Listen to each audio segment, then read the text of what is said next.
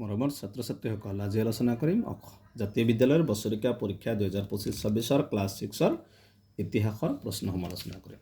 মুঠ নম্বৰ 50, সময় 2 ঘণ্টা। 1 নম্বৰ হৈছে শুদ্ধ উত্তৰটো বিচাৰি লিখি, ইয়াত আছে 5টা আছে, টোটেল 5 মাৰ্ক।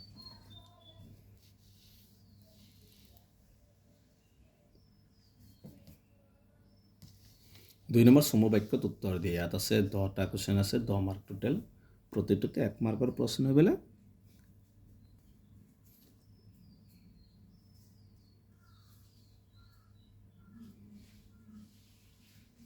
তিন নম্বৰ চমু উত্তৰ দিয়া, ইয়াত আছে 5টা আছে, টোটেল 10 মাৰ্ক, প্ৰতিটোতে 2 মাৰ্কৰ প্ৰশ্ন এইবিলাক। 4 নম্বৰ দিছে শৰাইঘাটৰ যুদ্ধৰ কাৰণ আৰু ফলাফল বৰ্ণনা কৰা, ইয়াত আছে 4 মাৰ্ক। 5 নম্বৰ জয়মতীৰ বিৰুদ্ধে লালুকখোলা বৰফুকনে কেনে ব্যৱস্থা গ্ৰহণ কৰিছিল, 3 মাৰ্ক। প্ৰথম মোৱামৰীয়া বিদ্ৰোহৰ ফলাফলবোৰ লিখা, 4 মাৰ্ক।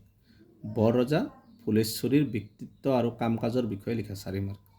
ৰাজমন্ত্ৰী হিচাপে পূৰ্ণানন্দ বুঢ়াগোহাঁইৰ কাম কাজৰ বিষয়ে লিখা, 4 মাৰ্ক। বৰফুকন হিচাপে বদন চন্দ্ৰৰ কাৰ্যাৱলী বৰ্ণনা কৰা, 3 মাৰ্ক।